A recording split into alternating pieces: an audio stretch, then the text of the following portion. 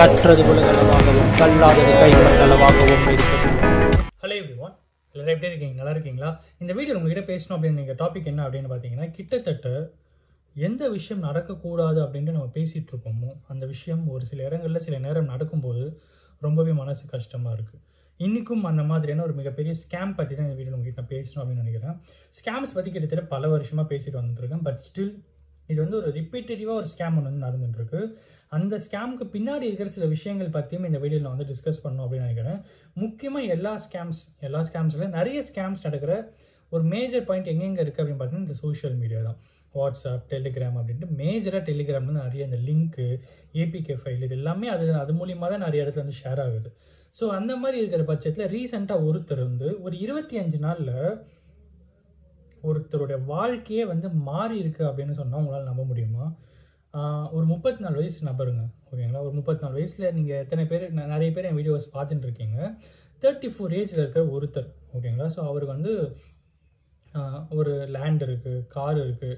இந்த ஸ்கேம் நடக்கிறதுக்கு முன்னாடி அவர்கிட்ட என்னென்னலாம் இருந்தது அப்படின்னு பார்த்தீங்கன்னா, ஒரு லேண்டு, ஒரு காரு, அப்புறம் வந்து கிரெடிட் கார்டு லிமிட் ஒரு 4 lakh, ஒய்ஃபோட ஜுவல்ஸு, ரீசெண்டாக வந்து மேரேஜ் ஆகிருக்கு. ஆல்மோஸ்ட் ஒரு 1 yearக்குள்ளே தான், ஓகேங்களா? இப்போ தான் 8 to 9 months தான் மேரேஜ் ஆகிட்டு இருக்குது. ஸோ இது எல்லாமே வந்து அந்த ஸ்கேம் நடக்கிறதுக்கு முன்னாடி அவ்வளோவும் இருந்து எது வாங்கணும்னு நினச்சாலும் டக்குன்னு வாங்குற அளவுக்கு ஒரு கெப்பாசிட்டி கொண்ட ஒரு நபராக ஒருத்தர் வந்து இருக்கார். பட் இந்த ஸ்கேம் நடந்து முடிஞ்ச அப்புறம் அவர்கிட்ட இப்போ நான் சொன்னேன் எதுவுமே இல்லை. யோசிச்சு பாருங்கள், எதுவுமே இல்லை. ஃபினான்ஷியல் ரிலேட்டடாக எதுவுமே இல்லை. என்ன ஆச்சு அப்படிங்கிற விஷயங்களை இந்த வீடியோவில் உங்களுக்கு நான் பேசணும் அப்படின்னு நினைக்கிறேன். ஸோ ஃபர்ஸ்ட் விஷயம் என்ன அப்படின்னு பார்த்தீங்கன்னா, அவருக்கு வந்து ஒரு வாட்ஸ்அப்பில் ஒரு லிங்க் வருது. உங்களுக்கு வந்து ஒர்க் ஃப்ரம் ஹோம் வேணுமா, பார்ட் டைம் ஜாப் வேணுமா, எங்களை காண்டாக்ட் பண்ணுங்க அப்படின்னு சொல்லிட்டு அது சம் லிஸ்ட்டு கொடுத்து இந்த மாதிரி ஜாப்ஸ் உங்களுக்கு எது வேணும்னு சொல்லி செலக்ட் பண்ணுங்க அப்படின்னு. அதுக்கப்புறம் அதை வந்து எதுவும் செலக்ட் பண்ணலை. பட் ஸ்டில் அவர் நம்பர் வந்து டெலிகிராமில் ஒரு குரூப்பில் சேவ் ஆகுது. அதில் வந்து நான் இவ்வளோ அமௌண்ட் போட்டேன், இவ்வளோ அமௌண்ட் ரிட்டர்ன் வந்துச்சு அப்படின்னு சொல்லி சில ஆர்கனைஸ்டு க்ரைம் பண்ணுற பீப்புள் அதில் வாட்ஸ்அப்பில் இருந்து டெலிகிராமில் அவங்க வந்து ஷேர் பண்ணுறாங்க ஃபோட்டோஸ். நான் இவ்வளோ இன்வெஸ்ட் பண்ணி இவ்வளோ வந்துருச்சு, இவ்வளோ இன்வெஸ்ட் பண்ணி இவ்வளோ வந்துருச்சு, தேங்க்ஸ் அப்படி இப்படின்னு சொல்லிட்டு ஷேர் ஆகுது. இவருக்கு வந்து ஒரு லைட்டப் ஆகுது. சரி, ஓகே, நம்மளும் ட்ரை பண்ணி தான் பார்ப்போமே அப்படின்னு சொல்லிட்டு இவர் என்ன பண்ணுறாரு, 10,000 ஃபஸ்ட்டு வந்து இனிஷியலாக பே பண்ணுறாரு. அடுத்து கொஞ்சம் நேரத்தில் வந்து 12,500 வந்து ரிட்டர்ன் வருது, பேங்க் அக்கௌண்ட்டுக்கே கிரெடிட் வருது. 10,000 சென்ட் பண்ணுறாரு, 12,500 வருது.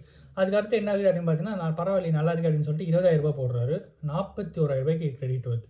அதுக்கப்புறம் வேறு ஒரு அமௌண்ட்டும் 20,000 வருது, ஓகேங்களா? அவர் ரிசீவ் பண்ண அமௌண்ட்டுன்னு பார்த்தீங்கன்னா, இது ஒரு எக்ஸ்ட்ராவாக அந்த அமௌண்ட் பார்த்தீங்கன்னா 21, ஒரு 20, ஒரு 2,500, கிட்டத்தட்ட ஒரு 45,000 கிட்ட ரிசீவ் பண்ணார், ஓகேங்களா?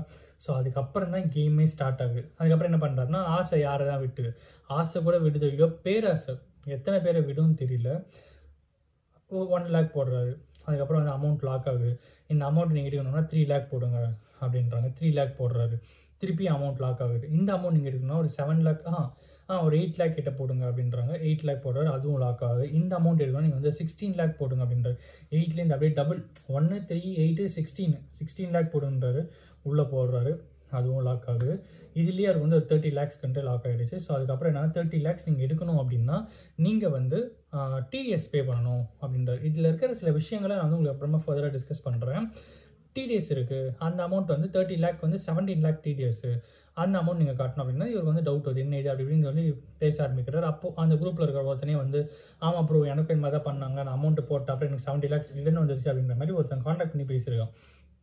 அதுக்கப்புறம் சரி நம்பி இவரும் வந்து பண்ணலான்ற டைமில் டிடிஎஸ் 50% பே பண்ணால் போதும் அப்படின்னோடனே இவர் வந்து 8 lakhs போடுறாரு.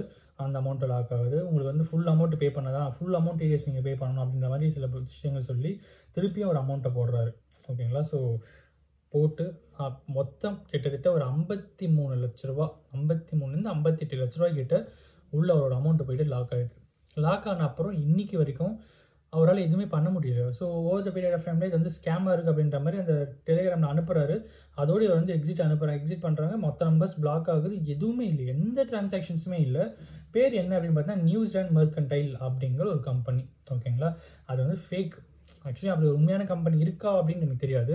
பட் அந்த கம்பெனி நேமில் இப்படி ஒரு ஸ்கேம் ஒன்று வந்து நடந்துட்டுருக்கு, ஓகேங்களா? அதை நான் வந்து கிளாரிஃபை பண்ணிக்கிறேன். ஸோ அதுக்கடுத்து என்ன ஆகுது அப்படின்னு பார்த்தீங்கன்னா, இங்கே தான் இந்த ஸ்கேம் நடக்கிறதுக்கு முன்னாடி அவர்கிட்ட இவ்வளோ இருந்தது.